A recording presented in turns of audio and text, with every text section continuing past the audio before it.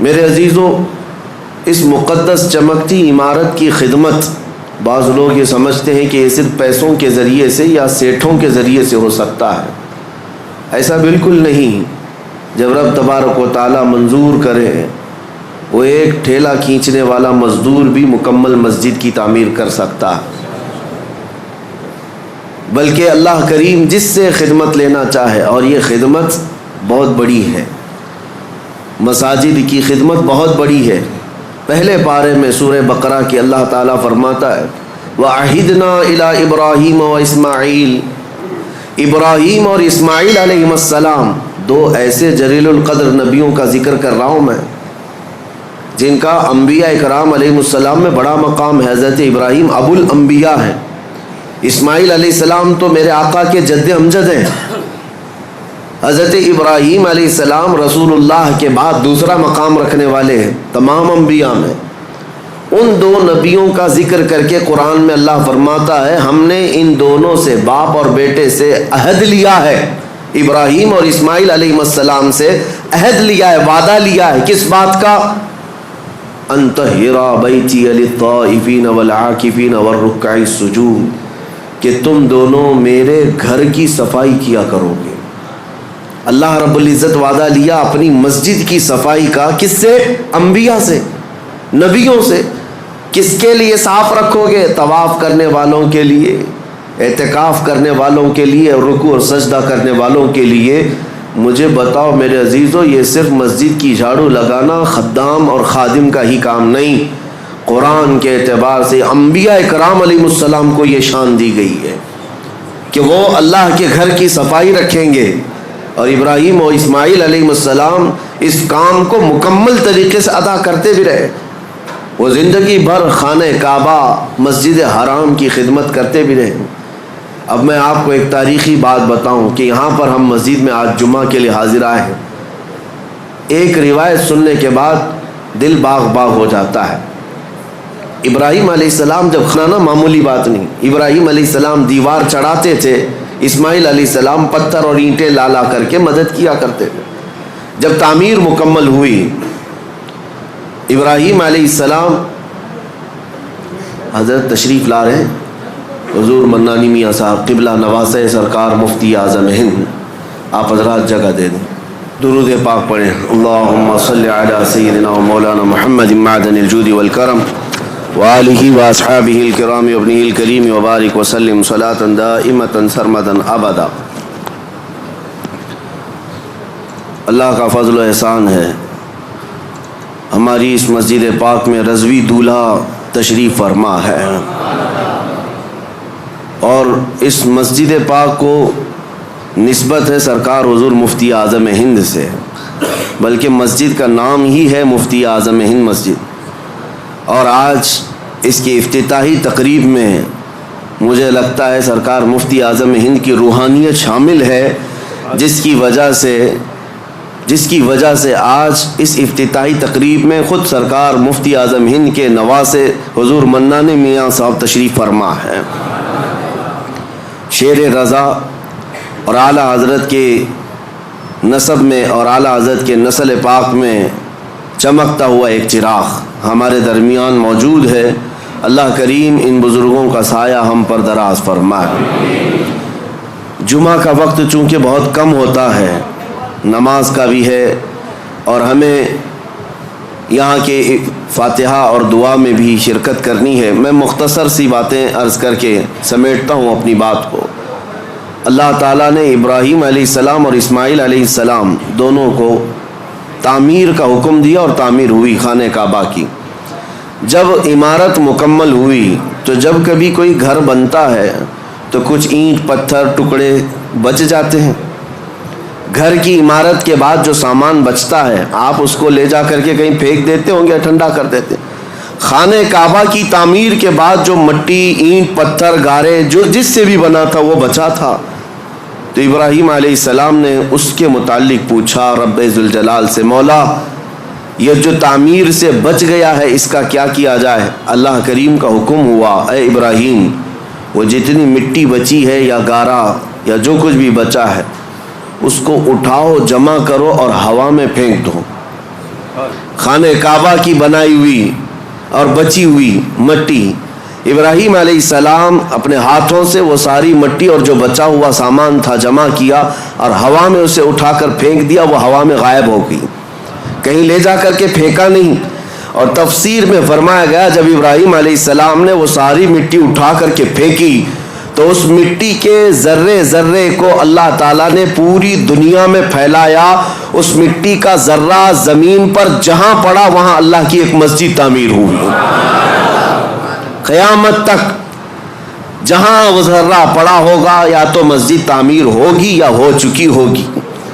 میں اسی لیے کہا کہ اس روایت کو پڑھنے کے بعد یہ فخر ہوتا ہے کہ جس جگہ ہم سجدے کے لیے مسجد میں حاضر آئے ہیں یہاں کا ذرہ بھی خانہ کعبہ کی مٹی سے ضرور ملا ہوگا۔ عزیزان گرامی وقار، مسجدوں کو تعمیر کرنے کے بعد اس کی صفائی ستھرائی کے لیے جس قدر ہم خیال رکھتے ہیں یہ ضروری ہے، لیکن کل رات ہم نے ذکر کی مجلس میں ایک بات آپ کے سامنے رکھی تھی۔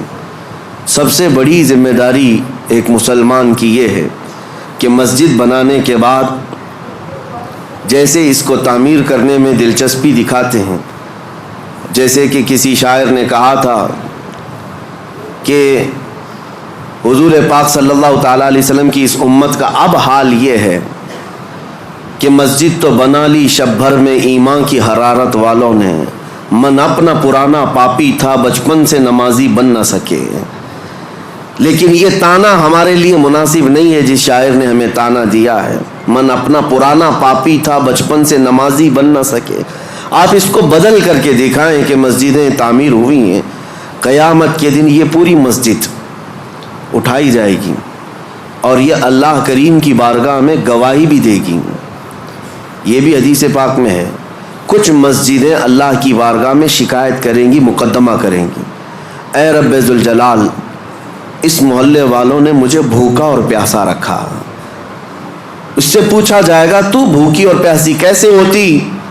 مسجد کہے گی کہ جب اذان ہوتی تو مجھے بھوک لگتی، اگر یہ میری صفوں کو بھر دیتے تو میرا پیٹ بھر جاتا، مگر انہوں نے مجھے خالی رکھا، بھوکا اور پیاسا رکھا۔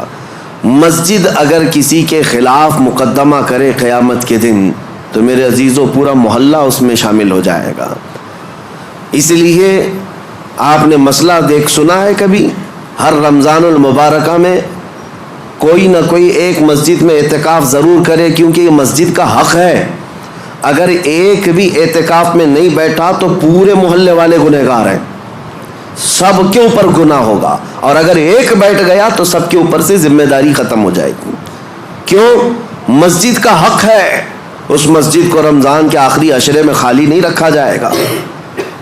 اسی طرح سے جو بات میں عرض کر رہا تھا وہ یہ ہے کہ مسجد کو جس طرح تعمیر کر کے چمکایا جاتا ہے اس سے زیادہ تمہیں خیال ہونا چاہیے مسجد کے متعلق، کہ مسجد کے متعلق آپ کیا کہتے ہیں؟ یہ اللہ کا گھر ہے۔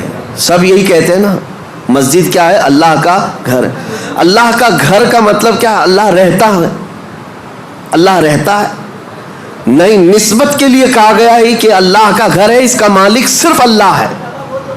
کوئی مسجد کا متولی، کوئی مسجد کا امام، کوئی مسجد کا خادم، کوئی مسجد کا ٹرسٹی کبھی یہ نہ سمجھے کہ یہ میری پراپرٹی ہے۔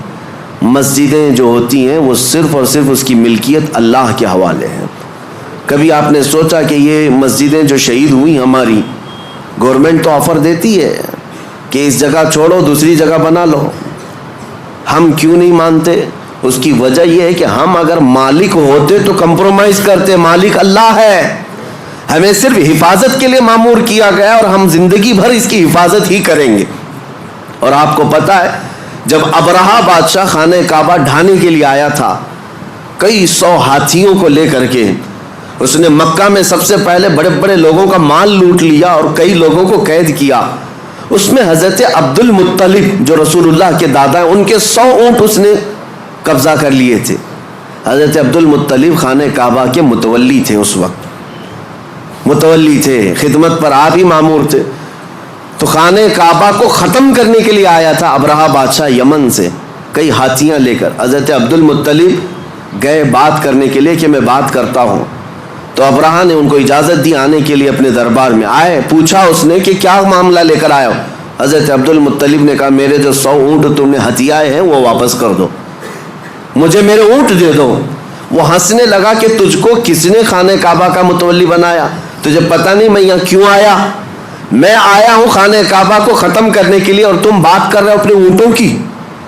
ہونا تو یہ چاہیے تھا کہ تم میرے سے بات کرتا کہ کعبے کو مت ڈھاؤ, کعبے کو مت برباد کرو.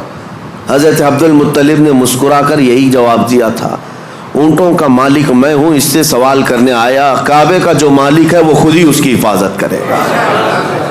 اللہ کریم وہ حفاظت فرمائے گا, ہم تو اس کی خدمت پر مامور ہیں. عزیزان گرامی, یہی نظریہ مسجدوں کی دیکھ بھال کرنے والی انتظامیہ کے ذہن میں رہے کہ ہم مسجد کے مالک نہیں, مسجد کے خادم ہیں, اور ہمیشہ رہیں گے. اور دوسری بات جو میں کہنے جا رہا تھا وہ یہ کہ جتنا اس کی عمارت کو چمکایا, اس سے کئی زیادہ چمکانے کی جس چیز کو ضرورت ہے وہ کیا ہے؟ میں ایک لفظ آپ سے پوچھا کہ مسجد کو آپ کیا کہتے ہیں؟ اللہ کا گھر. مسجد اللہ کا گھر ہے.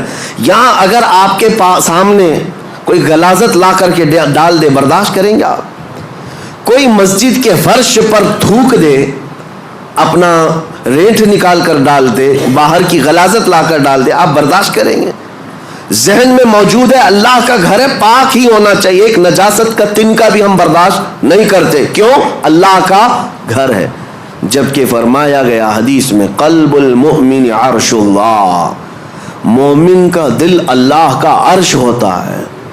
مومن کا دل اللہ کا عرش ہے.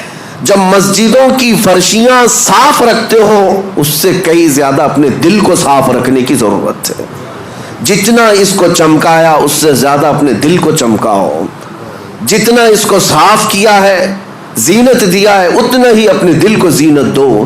مولانا روم سچ فرماتے ہیں, کعبہ بنائے خلیل اطہر است, وہ دل گزرگاہ رب جلیل است. خانہ کعبہ ابراہیم علیہ السلام کی بنائی ہوئی عمارت کا نام ہے, لیکن دل رب ذوالجلال کی گزرگاہ کا نام ہے. یہاں رب ذوالجلال تمہارے قلب کی طرف نظر فرماتا ہے, اس لیے اس کو پاک رکھنا چاہیے. ہم مسجدوں میں غلاظت برداشت نہیں کرتے تو پھر اپنے دل میں گناہوں کی لذت کے خیالات, کبھی وسوسوں کے انبار, کئی خواہشات کی بہت ساری بھیڑ, دل میں کیا کیا جمع کر رکھا. جبکہ مومن کے متعلق کہا گیا وہ اللہ کا عرش ہے. اس اللہ کے عرش کو کیا اسے ناپاک رکھا جا سکتا ہے؟ اس دل کی جتنی صفائی اور پاکی ہوگی اس قدر تم مقامات کو بھی پاتے جاؤ گے. اب آپ کو کیسے پتہ چلے یہ دل پاک ہے یا نہیں؟ اس کی سمپل سی مثال ہے, مسجد میں وضو کرنے کے لیے آتے ہیں, یہ نل لگے ہوئے ہیں وضو کے, ظاہر سی بات ہے اس کی ٹنکی تو کہیں لگی ہوگی, پانی کہیں جمع ہوتا ہوگا, وہیں سے تو نلوں میں آتا ہے. 10-12 نل لگائے ہوں گے وضو کے لیے. نل کھولو, کون سا پانی آتا ہے؟ جو ٹنکی میں ہوگا وہی آئے گا. اگر ٹنکی میں پاک صاف پانی رکھا ہوا ہے تو جو بھی نل کھولو پاک صاف پانی آئے گا. اور ٹنکی میں اگر نجس پانی ہے, میلا پانی ہے, تو کسی بھی نل کو کھولو میلا پانی نکلے گا. یہ مثال اس لیے میں دے رہا ہوں, اپنے دل کی ٹنکی کو سمجھ لو. اگر ہاتھ, پیر, آنکھ, ناک یہ سب اعضاء نل ہیں, یہ سب صحیح کام کر رہے ہیں تو سمجھ لو کہ دل کے اندر سب پاکی صفائی ہے. اور اگر بے حیائیاں ہو رہی ہیں اس کا مطلب ہے کہ دل کی ٹنکی میں نجاست بھری ہوئی ہے. آنکھیں خطا کرتی ہیں, زبان غلاظت بکتی ہے, ہاتھ گناہ کرتے ہیں, پیر گناہ کرتے ہیں, تو اس کا مطلب یہ ہے یہ اعضاء کا کنیکشن دل سے ہے. اگر دل ناپاک ہے تو ہر عضو ناپاکی کرے گا, ہر عضو ناپاکی کرے گا. اسی لیے حدیث پاک میں میرے آقا صلی اللہ علیہ وسلم فرماتے ہیں, الا وان فی الجسد مضغۃ اذا صلحت صلح الجسد كله واذا فسدت فسد الجسد كله الا وهي القلب. میرے آقا فرماتے ہیں آگاہ ہو جاؤ, تمہارے جسم میں گوشت کا ایک ٹکڑا ہے, اگر وہ صحیح ہو گیا تو سارے اعضاء, جسم کے سارے پارٹس صحیح ہو جائیں گے, اور اگر وہ بگڑ گیا تو سارے اعضاء بگڑ جائیں گے. وہ کیا ہے؟ حضور فرماتے ہیں وہ دل ہے, وہ تمہارا دل ہے. اسی لیے لقمان حکیم کے لیے حکم ہوا تھا, ایک بادشاہ نے کہا ایک بکری ذبح کرو, اس میں جو سب سے اچھی چیز ہے وہ لے آؤ. آپ نے ذبح کیا اور دل لے جا کر بادشاہ کے پاس رکھا، کہا پورے جسم میں سب سے اچھی چیز یہ ہے۔ بادشاہ نے دوسرے دن ایک بکری دی اور کہا سب سے بری چیز نکال کر لاؤ۔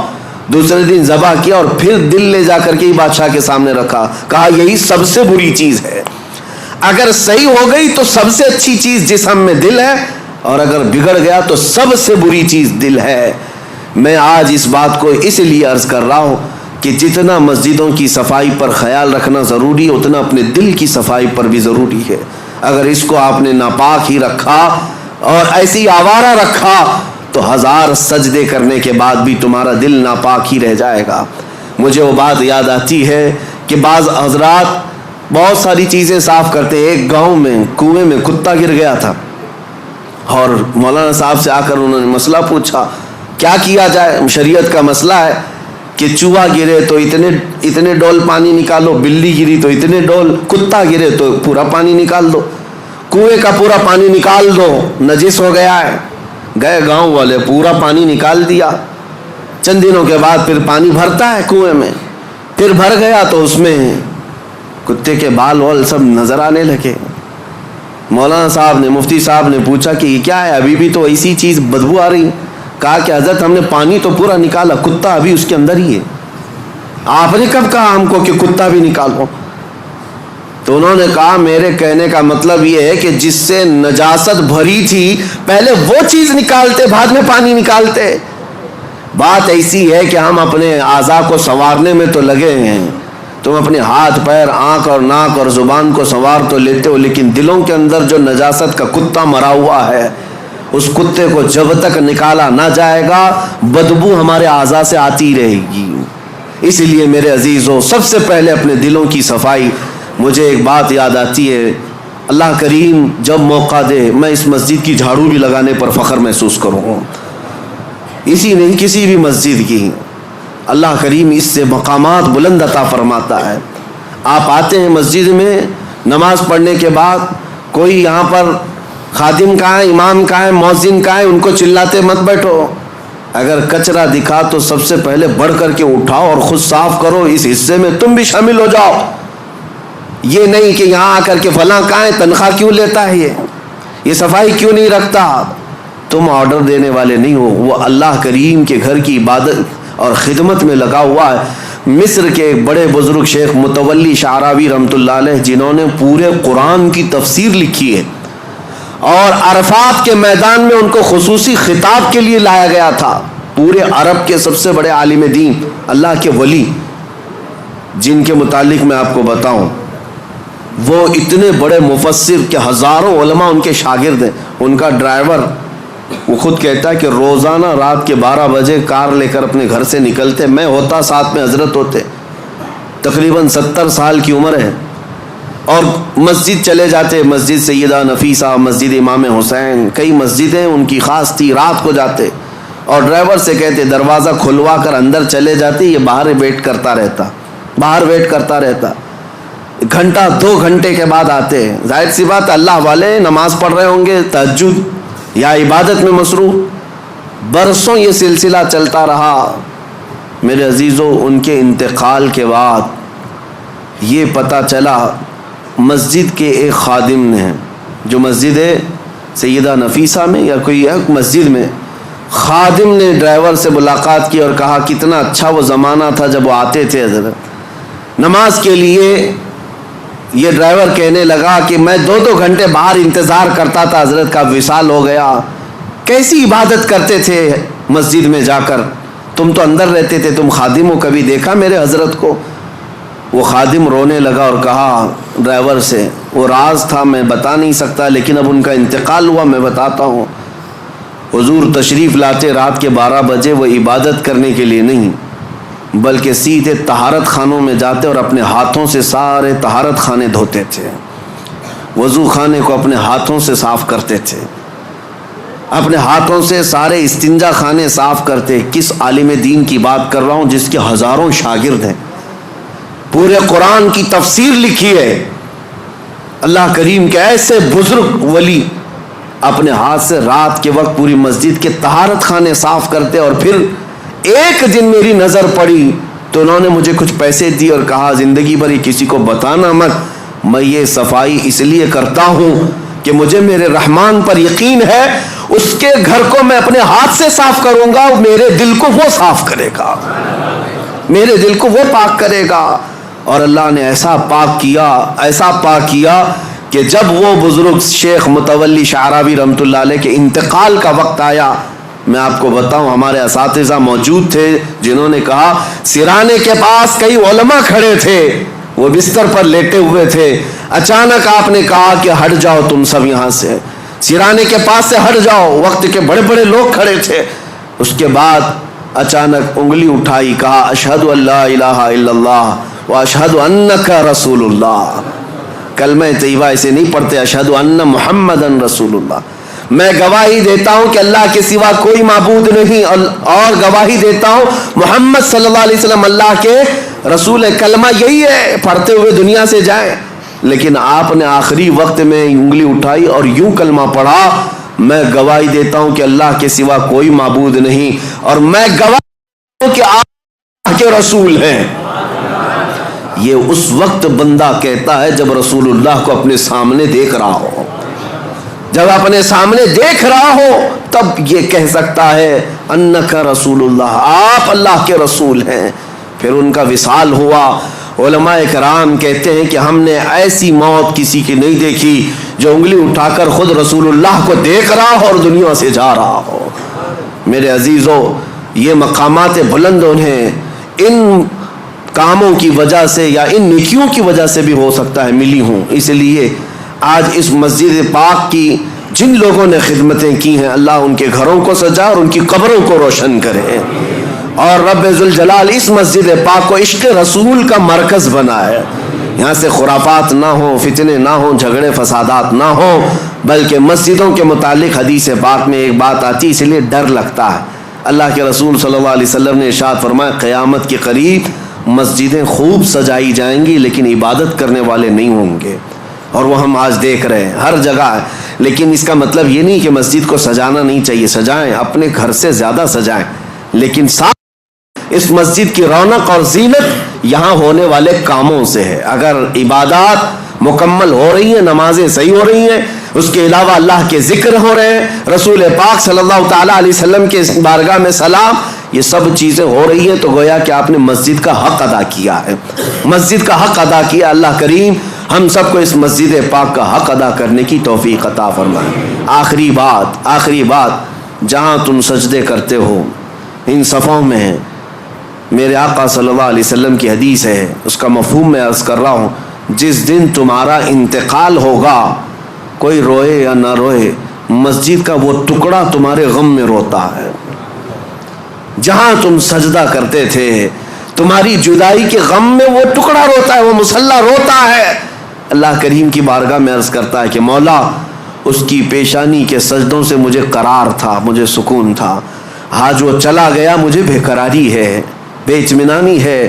اسی لیے میرے عزیزو، ان ٹکڑوں کو وفادار سمجھو۔ دنیا تمہارے مال کی پرستار ہو سکتی ہے، تمہارے عہدے اور منصب کے دیکھ کر کے ہو سکتا ہے دوست بن جائے، لیکن یہ زمین کے ٹکڑے اگر تمہاری دوستی کرتے ہیں تو فقط تمہارے سجدوں کی وجہ سے کرتے ہیں، تمہارے سجدوں کی وجہ سے یہ تم سے دوستی کرتے ہیں۔ اور جس دن انتقال ہو، جنازہ جا رہا ہو، دنیا روتی ہے یا نہیں روتی اس سے مطلب نہیں، مجھے اس بات کا احساس ہے کہ یہ مسجد کا وہ ٹکڑا میرے غم میں روتا ہے جس پر میں سجدے کیا کرتا تھا۔ آؤ ان مسجدوں کو سجدوں سے آباد کرو۔ کیوں تمہیں سجدے لمبے لگنے لگ گئے، بھاری لگنے لگ گئے؟ لوگ تو یہی شکایت کرتے ہیں امام صاحب بہت لمبا سجدہ کرتے ہیں، لمبے سجدے کرتے ہیں، بستر پہ 8 گھنٹہ سوئے رہتے الٹا، کبھی بھاری نہیں لگا؟ اللہ کریم کی بارگاہ میں خشوع و خضوع سے 3 منٹ بہت بھاری ہو جاتے، یہ دل کا بوجھ ہے۔ آؤ، اقبال نے سچ کہا تھا، آج اس کا حاصل ہم دیکھتے ہیں، وہ ایک سجدہ جسے تو گراں سمجھتا ہے، بھاری سمجھتا ہے، وہ ایک سجدہ جسے تو بھاری سمجھتا ہے، 1000 سجدوں سے دیتا ہے آدمی کو نجات۔